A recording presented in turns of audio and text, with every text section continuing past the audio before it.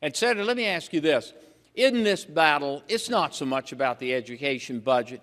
It's about whether or not we're going to put a restraint on how much we spend on an annual basis and try to pay off some debt and some liability.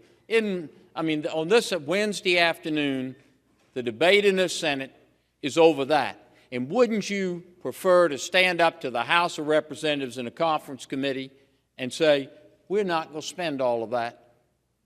Let them be the champions of big spending if they want to. Senator, I've been, during this debate, and you're going to appreciate this, I've reviewed a book that you're probably familiar with, The Conscience of a Conservative. Oh, I'm familiar with that. I know you're familiar with that one.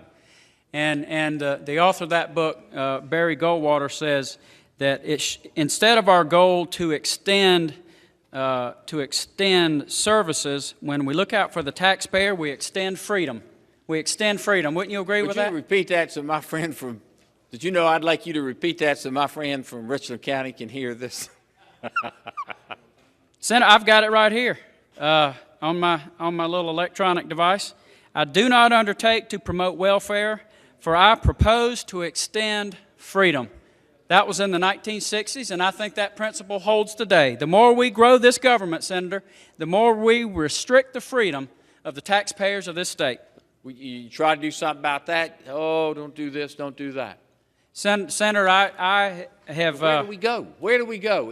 If we got to put more in here, we got to put more in there, where's it going to come from? Senator, I guess if we keep growing government like this to sustain it, we're going to have to raise taxes. I don't know where you on that issue, but I'm going to be where you are if that's the issue. I tell you what, there's going to be a foot race to this podium when that tax increase hits this floor. I'll tell you that, because it's not going to happen. It is not going to happen. Well, I suspect there are going to be some of us up there, Senator from Edgefield, me. Well, we're going to say... And I suspect even the senator over here to my left from Spartanburg. I think there might be a light bulb in this well for a while when that tax increase comes. Well, I see there's going to be some light shined on this subject, so I'll step back and... There just might be, Senator, for a little while. And I appreciate your questions and your comments, but it's either say no now, or it's say no later, or we're going to increase taxes later. Senator Charles and Senator Ford, what purpose do you rise? Or across the board cuts. Will the Senator yield? Yes, sir.